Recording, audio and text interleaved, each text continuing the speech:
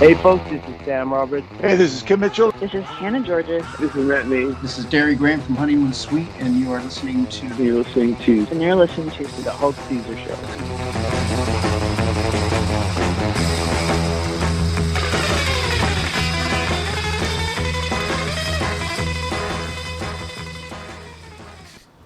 Oh, welcome to the Hulk Caesar Show. I am your host, Hulk Caesar. My illustrious co-host, Newfoundland songbird Emily Malloy, is away stockpiling Girl Guide cookies for the coming apocalypse. She'll return next week. If you're around Bay Roberts this weekend, check out Showcase on the Rock. It's a 3-day family-friendly music event featuring over 50 talented artists from across the province. It takes place on Friday, Saturday, and Sunday. So check out Showcase on the Rock Facebook page for more details. Tonight, we're hanging out with someone who's been a huge part of the story of craft beer in Newfoundland. Quidi Vidi Brewery has gone from iceberg lager to exciting new creations, and he's been right there helping shape it all. As co-owner of Quidi Vidi Brewery, he's always pushing for new ideas, community, and good times. Justin Fong, welcome to the Hulk Caesar Show. Thank you very much. What do I call you, Hulk? I think that's probably Hulk, the way to go. Yeah, Hulk. I think so. Well, thank you very much for having me. Excited to be here. Yeah. How are you? Carl Wells called me Hulk, so. Oh, well, there you go. I'm going to do what Carl did. I'd like Carl's cheat sheet so I don't blow this. There you go. A little later on, we're going to have a live musical performance right here at Caesar's Palace on the Boulevard from singer-songwriter Noah Thomas. Justin, thanks for joining us and for supplying us with beer for our guests each week. Can you give us a brief history of the Quidi Vidi Brewery? Oh, wow. So brief history of Quidi Vidi. We would have started in 1996. And my dad would have founded it with another partner at the time, who's no longer a part of it. It would have been a fish plant before. So it was kind of like just after the cod moratorium, a lot of fish plants sitting empty. And they had the idea to start a brewery. And that kind of came from, he did a lot of home brewing. He actually was kicked out of residence at Memorial University because he was home brewing in the janitor's closet. One thing led to another. They had a big party, and that was kind of his. The real Quidi Vidi started in 1974. Do you know what res he was in? Maybe Rothmere, is that one? That's one. Yeah, I think that might have been it. But that was kind of the beginning. Was a little taste for home brewing in university. Then they started Quidi Vidi in 1996. So September 1996 would have been the first 1892 came off the line. So Our 30th anniversary is coming up next year. It's amazing. Yep. And that's kind of where the brewery got going. It was a rough start. The province wasn't really... How am I going to put that? At the time, there was only 2 types of beer available in Newfoundland. There was... every lager you ever drank, so from Max Ice to Coors Light to everything, and then so that was Did you say one from beer. Max Ice. Max Ice was an old one, yeah. So kind of all the lagers under the spectrum, and then there was your weird buddy who drank Guinness, and those were the only 2 types of beer in the 1990s. So when they launched Quidi Vidi with 1892, it was like a UK style malt forward, little bit heavier, sweeter beer, and it did absolutely terrible. So the first decade was very, very tough. And it's not till they kind of came around with beers like QV Light that are no longer around anymore, and Iceberg, where they kind of came into the Newfoundland palette of lagers and light lagers, that the brewery kind of found a little bit of a footing. And so that's probably around 2005 to 8, somewhere in that range. I would have got involved around 2008-9. Yeah. And initially, I would have done mostly delivery. So, funny story, the first day I was out delivering, no one had, shockingly, we didn't have a great training program at the time. So I was kind of given a van and a bunch of beer and told to go to Mount Pearl Maries was one of my first stops on my first day. And I had a hand cart can put 12 dozen bottles on it at a time. So I'd done a few deliveries already. I'd used the hand cart at the warehouse, no big deal. And I was pushing the handcart into the store at Marie's. And if you've ever used a handcart before, they can't go up over even like the slightest bump. So there's probably maybe an inch or 2 inch step going into the Marie's. So first stop of the morning, first time at this store ever. Went in, hit the little step going in the Marie's, 12 dozen beer just jumped off the front of the cart, shattered into the front of the Marie's. And I apologize. There was a lady, the typical Marie's lady was working if you're looking for, so she kind of was like, what the fuck? And I was like, I'm so sorry. It's my first day. It's my first day.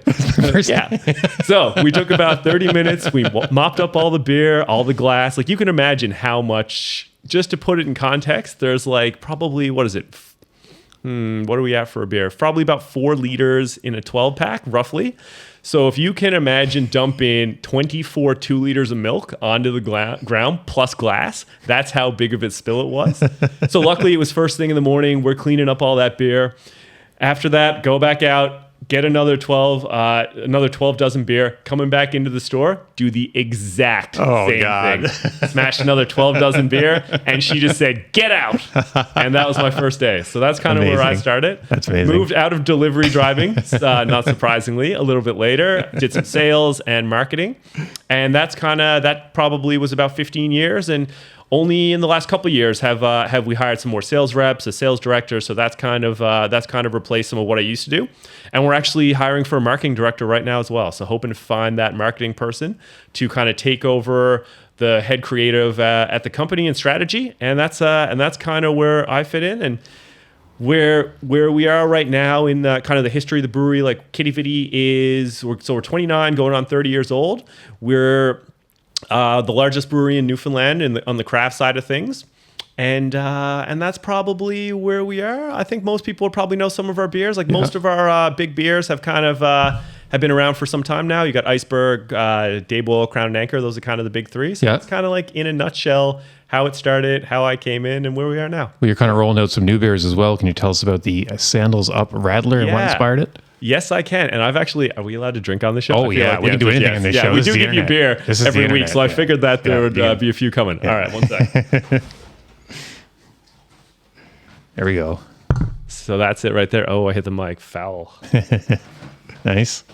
So this is Sandals Up Radler. This would have launched about 3 months ago, I think. Okay. So I'm going to fire one off screen here.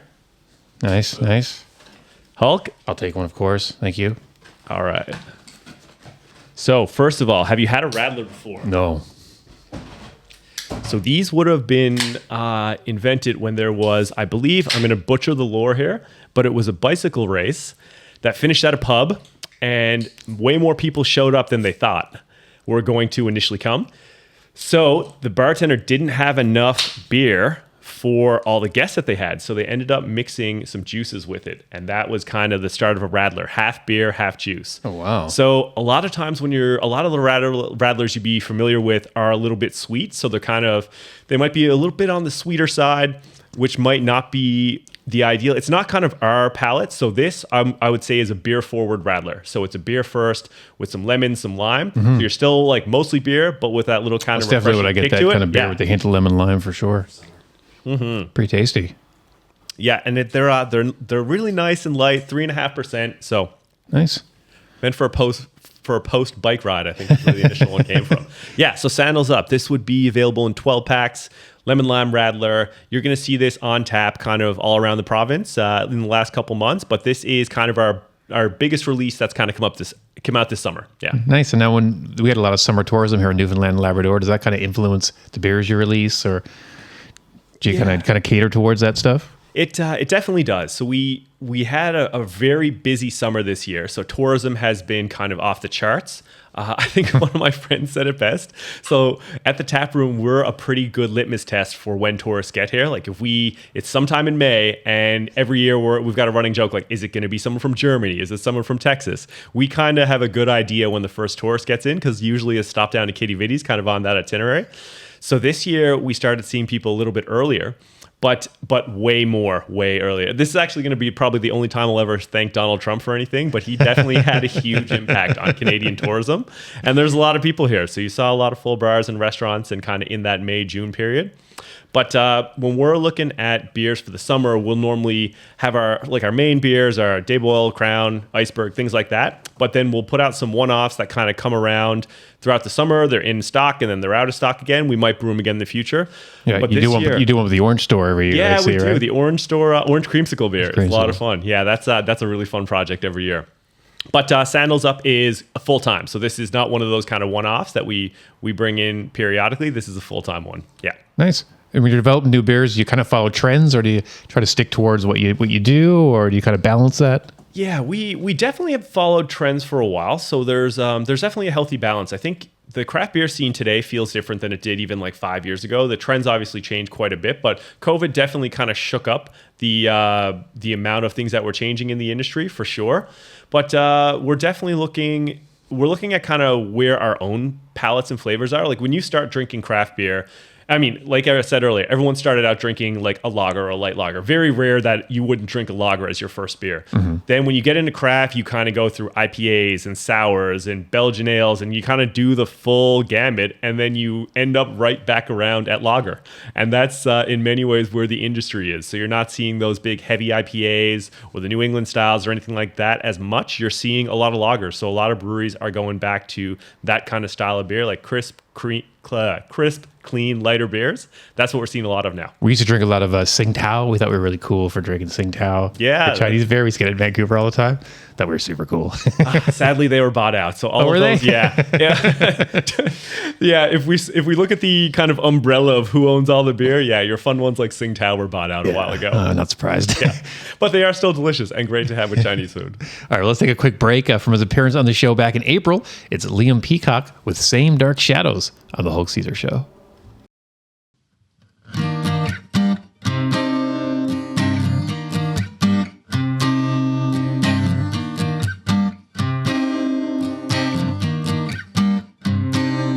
If I travel a time zone away, nobody will find me. If I live in a small enough home, nobody will care. If I darken the lights on my door, no one will come knocking. And if I don't answer the door, no one will be there. We won't scream at the same dark shadows, it's only their names that change. We both agree that their eyes are watching, so ball up your fists and rage. The shadows will always be strange.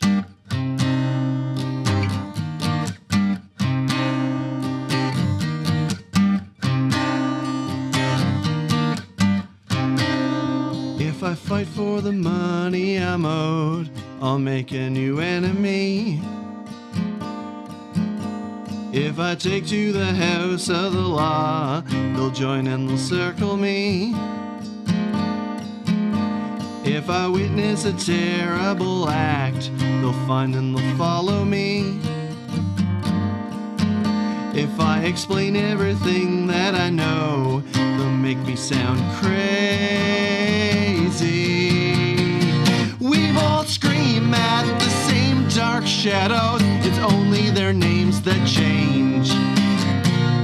We both agree that their eyes are watching, so ball up your fists and rage. The shadows will always be strange.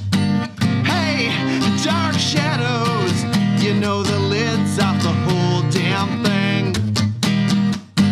Hey, dark shadows, you know the lid's off the whole damn thing. We both scream at the same dark shadows, it's only their names that change. We both agree that their eyes are watching, so ball up your fists and rage. The shadows will always be strange.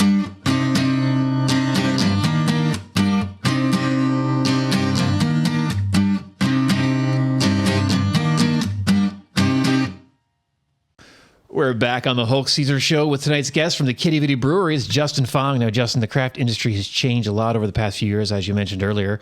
From your perspective, where is it at right now compared to when Quidi Vidi first started experimenting with new styles? Wow, yeah. So a lot of change has happened over the last few years for sure. I think that when we first came into it, the term craft beer, I don't know exactly when that would have started, but it definitely wasn't around initially. So when we were in kind of the 90s, early 2000s, mostly you're hearing the term microbrewery. Yeah. And that was kind of the term for a long time. It's probably not till maybe like 2010 to 15, somewhere in that range, that I probably heard That's the probably term when craft. I started hearing about it too, I think. Yeah, and then the real beginning of the craft beer scene. So we were tied up, Quidi Vidi Brewery, we were tied up in a messy lawsuit with our other shareholder for several years. So kind of 2014 to 2018. And so we were kind of itching to get out of the gate and start producing some of these cool flavors of beers that we were seeing in other places and kind of really go down that craft world. And but 2017 Port Rexton Brewery opened, I believe it was, and that was when you started seeing some like IPAs and some bolder flavors. So I would kind of credit those guys with kind of bringing the first round of craft beer from a brewery, anyways, not from something purchased at the NLC, kind of into the spotlight. And then that's kind of when Newfoundland started their big craft wave rush, which has happened in every province, and that really got it going there. We've seen some breweries close their doors lately. What do you think is driving that, and what does it mean for the local scene going forward? Yeah, that's a tough one for sure. So COVID has been really, really tough on the craft beer industry. It has, if you think about like most breweries, a lot of them are kind of like Bannerman Brewery would be an excellent example of like what the craft beer model looks like for the majority of breweries in kind of North America. You've got like a really nice open tap room. You're making the beer all there kind of in the back of the tap room or in like, same building is what I mean. And then you're selling the majority of your beer or a good portion of it on your bar. And kind of in a small area outside of the brewery. So that would kind of be what the standard model is. And what COVID did is it really upset that apple cart. So when everyone was closed for that kind of long period, no bars, no restaurants, kind of none of that happening, nowhere to really sell your product outside, no one could kind of come to your tap room either. What breweries had to do was figure out a way to get their product out. Obviously, everyone's got loans, everyone's got a business plan. No one can just say close up for a year and not sell any beer. So what that did is it made a lot of breweries that probably wouldn't have canned their beer or put so much emphasis on packaging their product. It kind of forced them to do it. So what you saw was people buying canning lines left, right, and center. Must be expensive. Big drought on aluminum as well. Yeah. So we ran out of aluminum cans for a period in COVID. It's crazy what's happened over the last few years. But pretty wild. Yeah, it was impossible to get aluminum because there's a big stress. Pepsi and those guys were doing some new SKUs. They were eating up aluminum in the world. A lot of craft breweries, a bunch of other producers as well. And craft beer was a small part of that. But the point is, breweries that maybe wouldn't have started canning beer right away had to get into it because they had to be selling at NLCs and convenience stores just to kind of keep their doors open. And what that really did is it really changes up what that brewery model looks like. So instead of brewing a beer, behind me, taking that, kegging it, bringing it to the bar and selling it for, $8 to $10 a pint, you're now putting it in a can and selling it for $5 a can. So half the revenue, plus you got to pay for a canning line, plus aluminum, plus a delivery driver, plus a sales rep. So all this kind of overhead that smaller brewery model wasn't really meant for. So what you've seen now kind of post-COVID is a little bit of that reaction going back the other way. So you're seeing a lot of breweries closing across Canada and the world really, but about 1 in 5 breweries has closed in the last 2 or 3 years across Canada, which is that's a crazy number. And Newfoundland's on par for that. We're kind of around that range where we've had about we've had a few closures and things like that. So it's definitely tougher than it was pre-COVID when we kind of had our boom here. But it's I think some people think that the brewing industry was saturated, like there was too many breweries open, and that's just not the case at all. When you're looking at Newfoundland's craft beer market, it's only about 8% craft beer overall. And the other 90 plus, that is Molson, Labatt, and like a little bit of import at the NLC. But the average for Canada is like around 12 or 14%, the average province for craft. So Newfoundland's craft market could be almost double its size and still kind of be average in Canada. So we still have room for more breweries. It's just kind of post-COVID, everything's expensive. It's been a lot tougher to do business for sure. I remember in that kind of 2010, 2015 period you talk about in Vancouver, when a lot of people were doing refills and you could take your what do they call those bottles? Growlers. You take your growler in and they fill it up for you. And that it got to the point where like every neighborhood had a place that was filling growlers. So I wonder, a lot of those places must have been hit pretty hard too, I guess. Definitely. Yeah, that was kind of that format. The growler was actually made for kind of your standard craft beer model. It was the first thing you do when you've got a brewery is kegging beer is kind of the easiest. Kegs are easiest. Canning and stuff comes after that. but growlers were a way for people to take home beer from a brewery that didn't have like a canning line, so you could pour it straight off the tap and go. And that's where a lot of those breweries probably would have been if they hadn't have got pushed into cans, kind of be by like a COVID market correction. Yeah. When you talk about craft beer and then you talk about like big beer, what's the difference? Like, and it operates and the liquid itself, like what are the big differences? There are a ton of differences there for sure. So when you're looking at craft versus like a Molson or a Labatt, so big beer, we're going to call them. Macro is kind of the industry term for them. But they're just massive international conglomerates. Yeah. So Labatt and Molson are, Molson Canadian is not Canadian anymore. That is owned by massive conglomerate, and that's kind of how it all works. So there's 2 or 3 breweries that make Next thing you're going to say Tim Hortons isn't owned by Canadians. That's right. Mr. Horton is Brazilian? Yeah. He died in a drunk driving accident. Yeah, there you go. Yeah. The industry is kind of owned by a few big players. So craft is, even though there's way more craft breweries, they make up a much, much tinier fraction of the industry overall. But if you're looking at like a Molson Labatt, even on a Newfoundland level, the main thing is that, if they didn't have to be, they wouldn't be brewing beer here. So when you're looking at a craft brewery, we are such an integral part of our communities. Like we are in that neighborhood, we're doing events where we have local musicians, local artists, we give back, we fundraise, we do charities. You sponsor everybody. Everybody gets some beer from Quidi Vidi. Yeah, and we love doing it. It gives me opportunity to meet amazing people and hang out and do these types of things, which is a ton of fun. It's kind of like the really cool thing about my job is that I meet a bunch of cool people in Newfoundland and wouldn't be able to do it without kind of our interactions through beer and community, which is so much fun. And then on the end of, if you're looking at like a Molson Labatt, they actually wanted to remove those breweries in the 70s. So it would be much more cost effective for Molson Labatt to brew beer on the mainland and ship it in. So they were planning on shutting down the breweries in the 70s. And basically the government intervened and said, if you don't close down your breweries, you can sell beer in the convenience stores. So that was kind of that's where that came from. Yeah, man. That's a little bit of a little deep dive into the lore of the brewing industry. And then I guess Quebec was like, well, if Newfoundland got it, we're going to take it. Yeah, I never looked into that side of it. They stole it from us. Yeah. They got that in the Churchill Falls deal. It was amazing rates and convenience store sales. Yeah. So they would have moved the plants out of here. They're a massive conglomerate. It's a numbers game for them. So if they pulled out their breweries now, they wouldn't be able to sell in the convenience stores, and that's such a large part of their business now. So that's kind of the difference right there. Oh, amazing. Yeah. One of the many. Yeah. Yeah. What's going on at the tap room these days? Tap room has been pretty busy. It's been kind of busy since about mid to end of May. We've been seeing a lot of tourists in. I actually, I was telling my friend that was down at the tap room a month ago. He was saying that the Gore-Tex people are here early this year, and I said, "What?" He's like, the Gore-Tex people. It's the guys that walk off the cruise ships in $1,000 rain suits, and there's always couples of them. And Still got tags underneath them. That's exactly right. So it's been really, really busy down at the tap room. We've had it's been a good couple of weeks now. A lot of people around with Canada Games. Of course. I think we had there was a really late night in the tap room a couple days ago. The 4 of the provinces, I think, had a big party down at the brewery. So nice. The 19 plus crowd, I think coaches, volunteers, any support staff. Amazing. So they had a big party there. I think they were there until like 2 a.m. or 3 a.m. or something like that. Amazing. So it's been a really, really busy summer at the tap room for sure. Fantastic. Yeah. All right, well, let's set up for tonight's musical performance. Tonight's musical guest is a fresh face in the Newfoundland music scene. He's been cutting his teeth in bars and pubs, finding his voice as a solo artist, and slowly carving out a spot in the tight-knit singer-songwriter community here in town. With folk songs rooted in honesty, influence, and Americana, he's quickly making his mark as one to watch. Noah Thomas, welcome to the Hulk Caesar Show. Hello. Thanks for having me. Noah, what do you got for us first?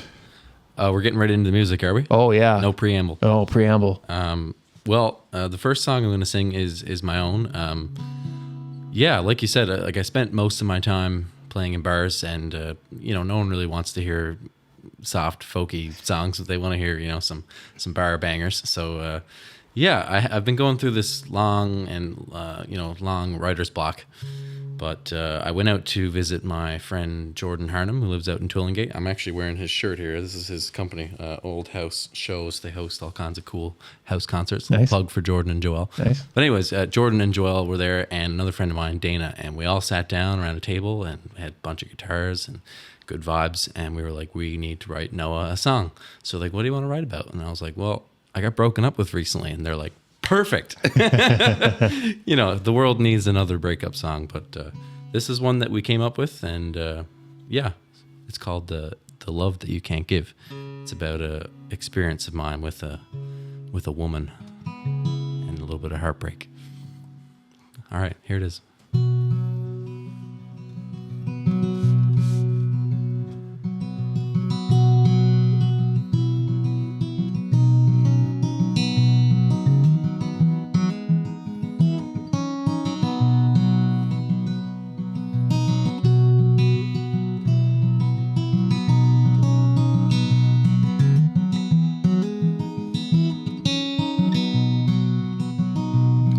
How long will I wait for you?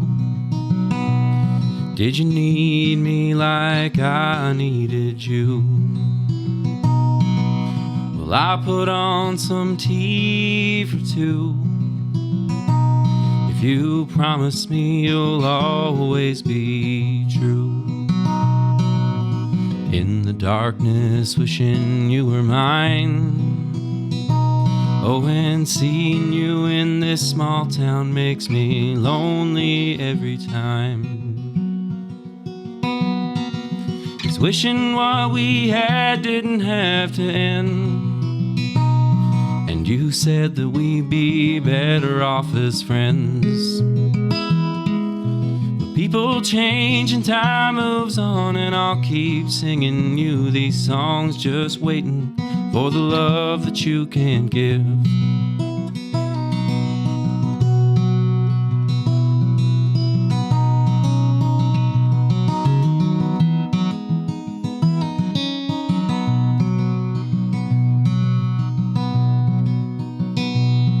Well, I thought that this might be something cool,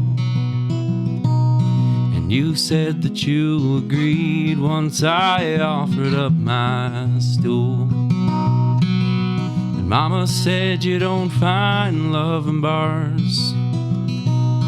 We could have begged to differ as we laid under the stars. In another world we could start again.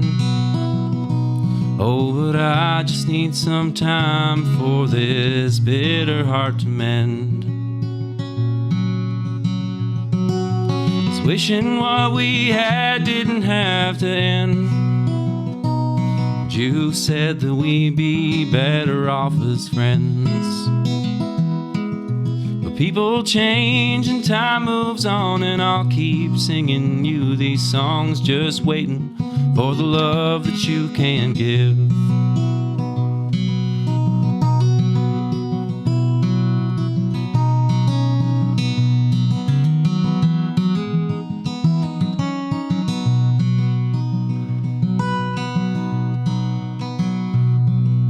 But we got drunk and laid on your floor,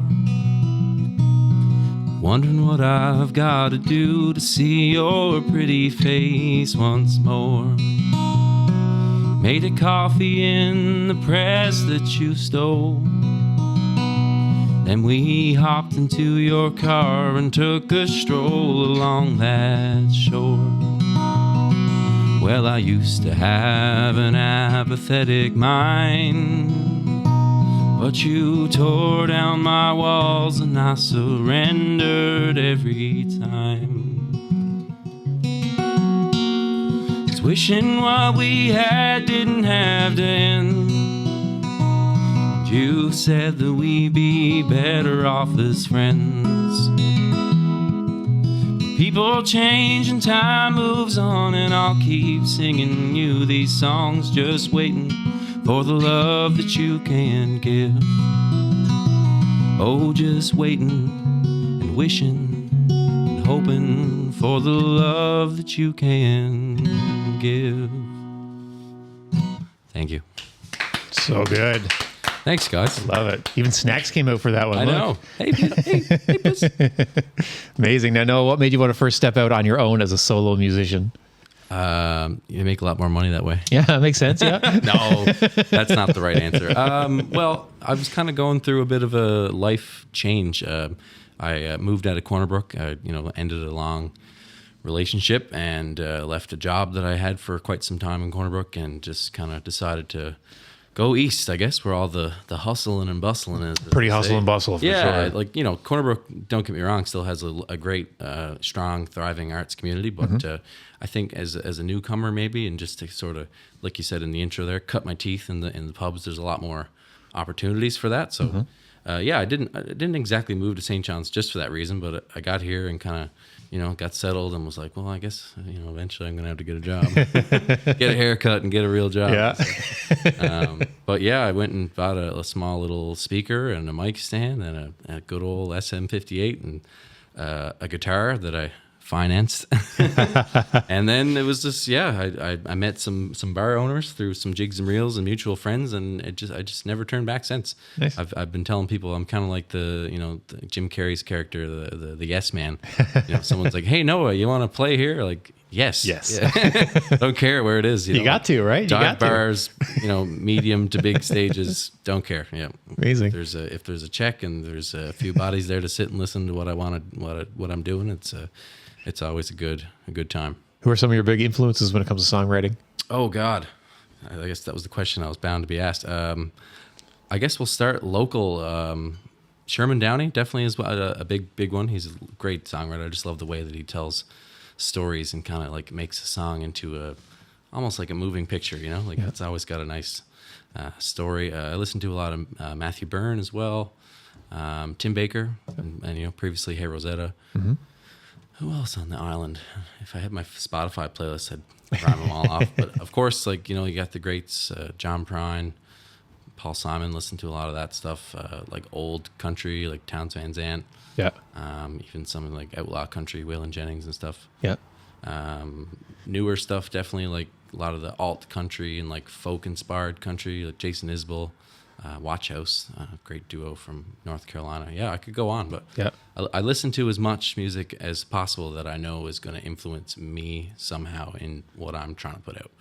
Do you think which is definitely leaning on the folkier side of things. So yeah, whenever someone's like, "Oh, you should check out this person," I think I'm like, "Yeah, sure." Yeah.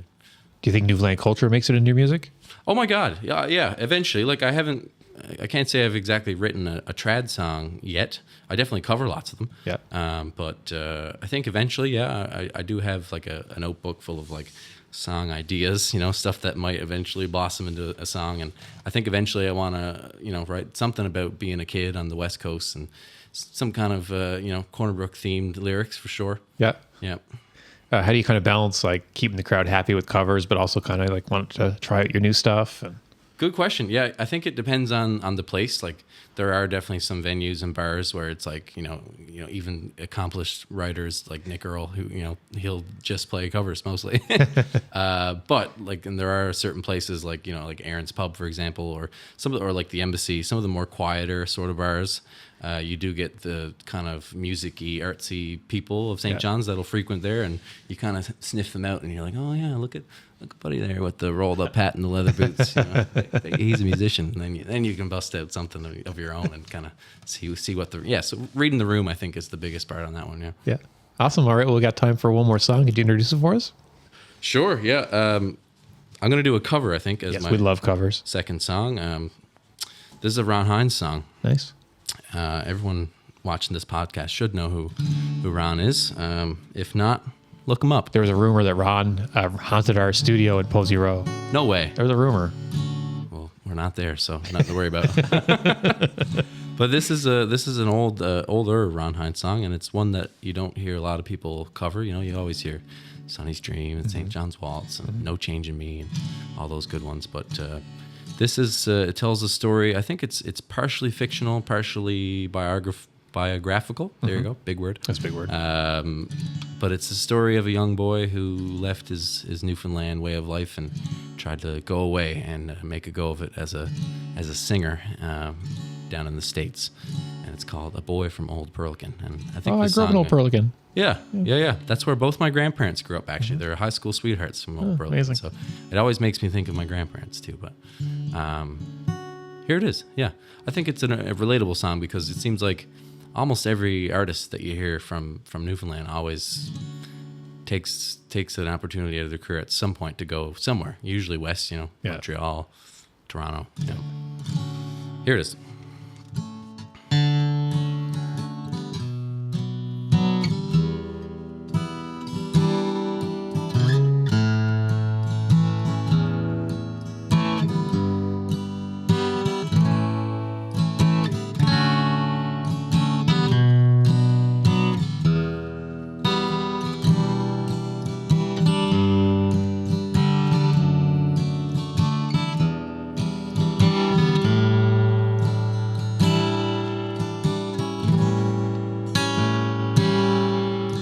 Stranded in Nashville, a boy from Old Perlican.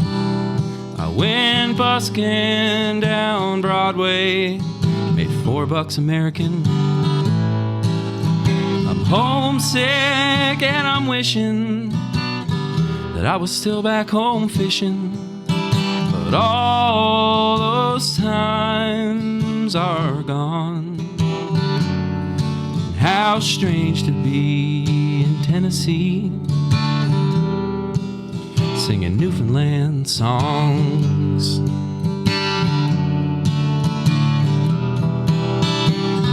I crossed over the border beneath the light from the stars.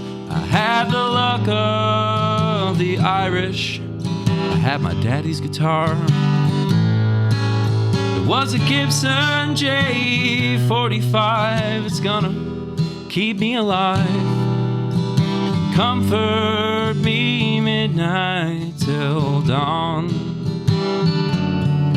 How strange to be in Tennessee, singing Newfoundland songs.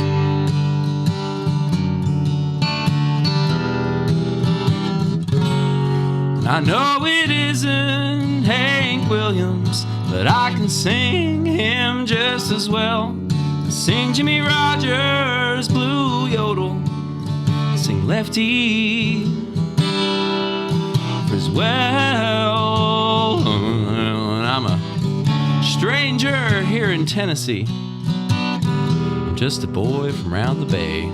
But yeah, I know how to sing, boys, and I know how to play.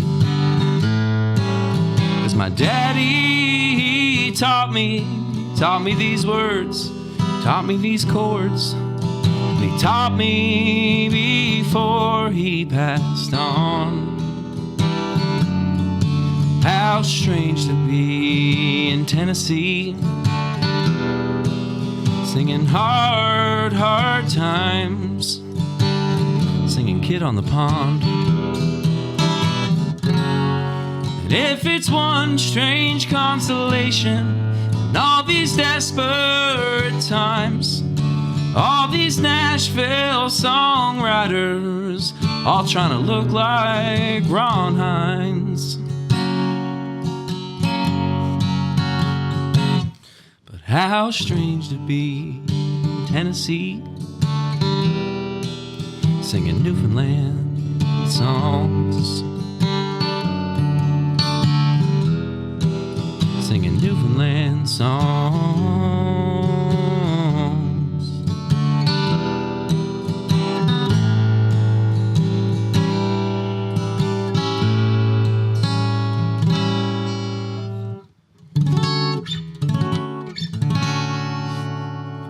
Thank you. That's one for Ron. That's so good. Excellent voice for that. Thank you, man. Yeah. Noah Thomas, thank you so much. Where can folks find you on the information superhighway? Good question. Just look up my name on most your favorite time-wasting apps. Sorry, social media apps. TikTok, Instagram, Facebook. Yep, Noah Thomas Music. Yeah, I post covers and usually post where I'm playing, make up little posters, or the pubs will, and I'll reshare them. So I always try to give people a reason to show up where I'm playing. So yeah, look forward to maybe seeing some new faces. If, Awesome. if some of your viewers Excellent. hear this. Yeah. It's now time to play everyone's favorite game of questions, Caesar's Casual Conversations with tonight's guests, Justin Fong and Noah Thomas. Now, we've refilled the commemorative E.T., the extraterrestrial hat, with questions. We've gone through over 300 questions from the AI. Some were good, some were bad. We asked for some serious ones. We used those for 1 week, and it was like pretty intense, so we ditched those. These are the retro questions. So you pull a question, you read it out loud, you just give a quick answer. We'll all give a quick answer. If you don't like the question, just throw it on the floor. Don't read it and pick another one. Justin, you can go first. There you go. All right. I didn't read any of these.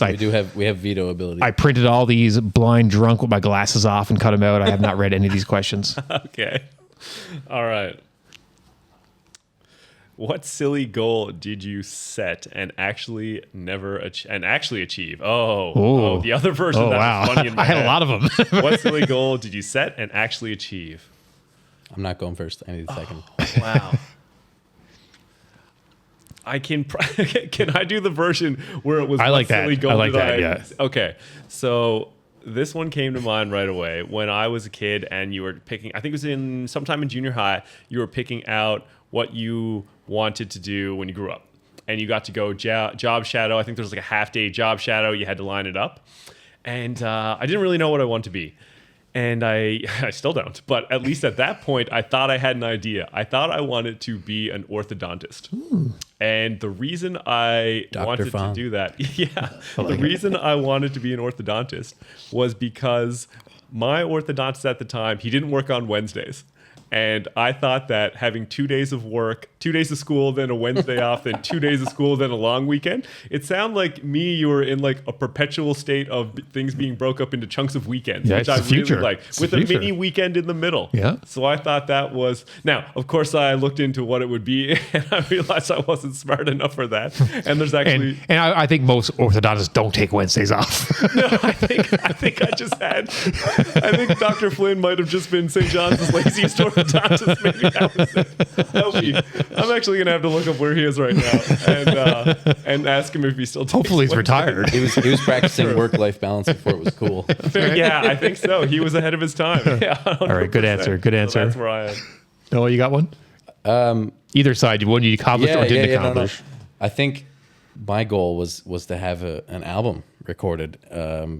I think like when I first moved out here, it was late 2023. So I told myself by the end of 2024, I wanted to have enough, material written and, get in a studio somewhere. And then the more I looked into it and the more I tried to write songs and would tear them up, throw them in the garbage and just be like, oh my God, this is so hard. And then I would look into studio time and just the people that you need to know and the amount of money that it costs to do these things. I was like, this is not going to happen.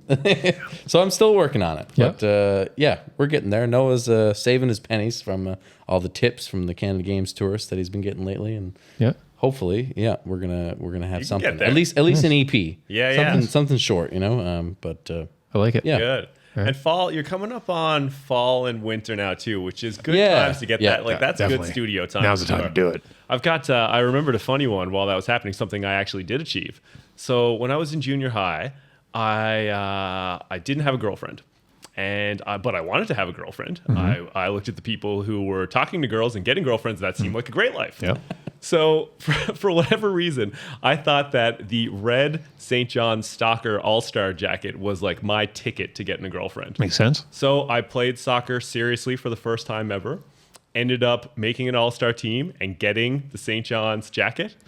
And nothing yeah. changed. Still didn't have a girlfriend. wow. So it was a silly goal, and I achieved it, and it didn't work out for me, and I stopped playing soccer not long after that. Nice. Yeah. Excellent. I'd say mine was I read Douglas Copeland's Generation X in the mid-90s about young people who lived in California on the coast in a shitty apartment. They were super cool. And I wanted to move to the West Coast and live in a shitty apartment and be super cool. And I managed to do 2 of those 3 things. So Cool. So all right. I stayed at home, coolest dude in my basement. All right. You want to pass those down? Let Noah take one? Definitely. All right, get us a good one You here, say Noah. these are AI questions? Yeah, retro AI questions. We asked them we wanted retro-based questions from the AI. All right. Oh, who had the best music taste among your friends? Ooh. Can't say yourself. I'll say myself, so you can't say yourself. Okay. Or I guess you can change had for has. We can do present tense. Yeah. Oh, look at Mr. I still have friends. I was going to say friends. What does that mean? He'll age soon. Everyone you love will be gone. I'm not going to name drop anyone, not for like legal reasons or anything, but I have a lot of new, very cool friends in this city just from kicking around and beating around with all the artsy fartsy crowd. Music people, film people, theater people, and a lot of them have very eclectic and cool tastes in music. So I think that's where I'm going with that one. Nice. Just most of the downtown of St. John's. Most people are pretty into music. Some people are a bit vanilla, like, oh, who's your favorite singer? Morgan Wallen. I'm like, oh god. Yeah. Oh, I was going to say Morgan Wallen. No hate on Morgan. But. Justin, what do you think? Growing up, it would have been my childhood friend Matt Reed. So he, I think I know Matt.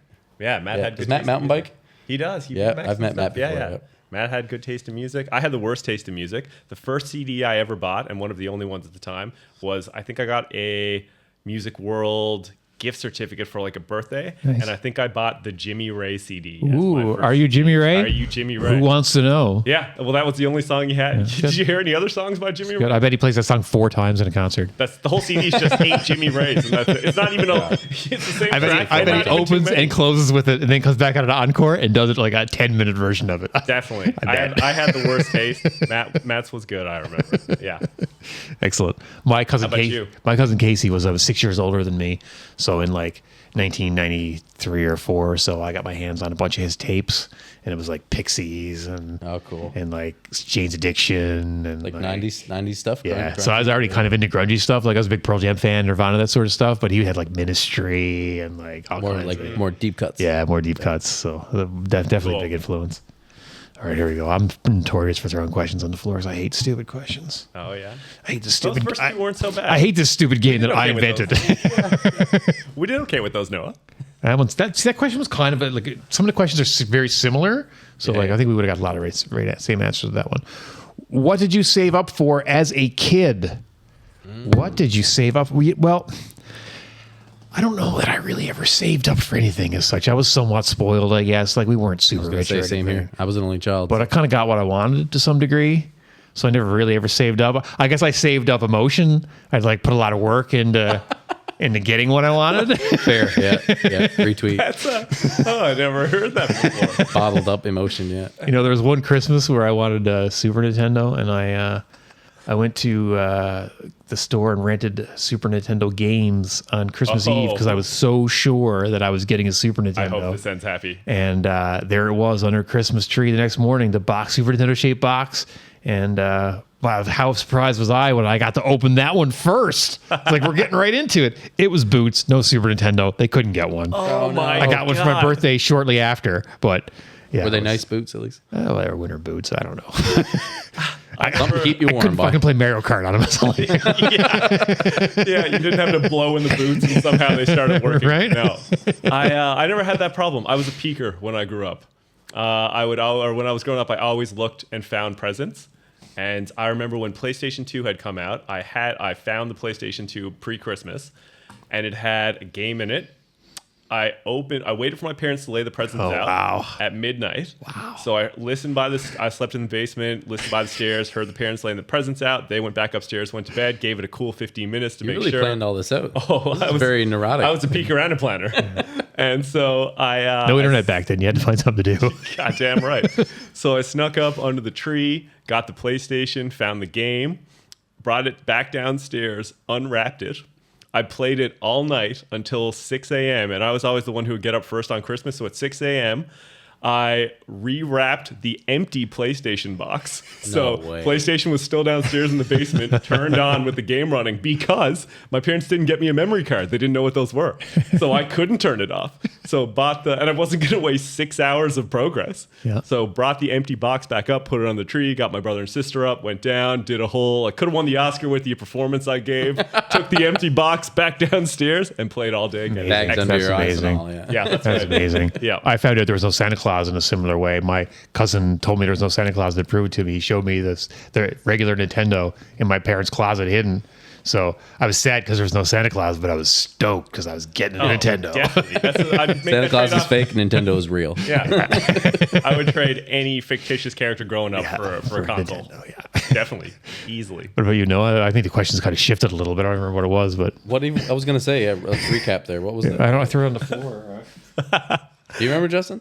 I Something you saved up for. Something you saved up for, yes, of course. We really strayed from that. I had a big hand in that. Yeah. I mean, I don't There's think no I rules. got my No rules first. in the question I don't game. think I got my first checkings account until I was probably like 12, maybe. Yeah. I feel like that's a pretty normal age. Yeah, it's pretty normal age, I think. Yeah. Bank account, be like, okay, you can put your birthday money in an account so that you don't blow it all on Pokemon cards. Yeah, and moon candies and But tin yeah, like whistles. I remember saving up money to like go to like the, I don't know, go to the mall and like buy DC sneakers and all that kind of stuff when you're like really young and just being like that feeling of like showing up to a cash register and some teenager at West 49 and you just like throw down your $100 cash on the on the counter. You're like, hell yeah. Felt good. Yeah. Felt really Kids good. got money these days, you know. Oh, these days. Oh, yeah, totally. It's crazy. I see young kids at the convenience stores with like Apple Pay on their brand new iPhones with like probably their parents' credit card, I presume, or maybe they have a bank card. They got their own credit cards. I'm like, man, like that's crazy. Like I remember like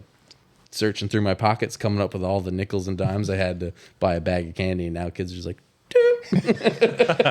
if I'm to believe everything that happened in The Simpsons, which I do, a dog can get a credit card. yeah. My first big purchase was probably my first high-end mountain bike. I worked. This is Same probably- here. Yeah, Yeah, same yeah. thing. Okay, so I was in high school, I think, maybe grade 12, so like 16, 17, and working like landscaping and doing some carpentry work in Corner Brook, and I probably made like $8,000 or $9,000 that summer, which is a good bit. Like I was working 40 hours a week, getting paid pretty well, and blew most of it on a mountain bike. Yeah. And every single one of my friends and my girlfriend at the time were all like, Noah, that is crazy. Like there's no, like that's not real. Like, does it have a motor? No. That's the classic Bay response, right? When you talk about a pedal bike, like, it's a carbon fiber bike. They're like, well, does it have a motor?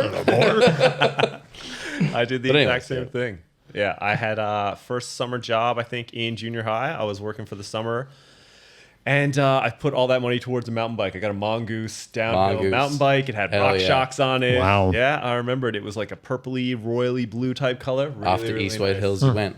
Yeah, it was. I remember that really well. That's about all the time we have for tonight. Justin Fong, thank you so much for joining us. Thank you very much. Appreciate being here, Hulk. Thank you. A big thank you to Noah Thomas for that amazing performance. Thank you for having me, Hulk. We'll get you guys to sign the thing in the picture here, and we'll put it on the wall after and get your autographs. And there's your guest gift. You'll pass one down, please. Cool. This is volume 3 of our zine, Scenes from My 1996 High School Agenda. This one covers when I went to the Avalon Mall and told them I worked for the Telegram and asked them if I could take their pictures. And I took all these pictures of people in the stores in the Avalon Mall. And for some reason, I developed them and I put them in my agenda. This is really cool. Thanks, Yeah. man. Amazing. And now they're in a book. And there's a little barcode in the middle there you can scan. It'll Look at give the you picture Eddie Vedder. Look at that. right? Give you a little scan that QR code. It's Yeah. a little app of songs Emily's played on the show. Oh, Wonderful. nice. Cool. Awesome. Thank you so much, Hulk. All right. Thanks, guys. Appreciate it. Cheers. You got something to say? Hulk at hulkshow.com. For Justin, Noah, the absent Emily, and myself, I'm the Hulkster. Thanks for watching The Hulk Caesar Show.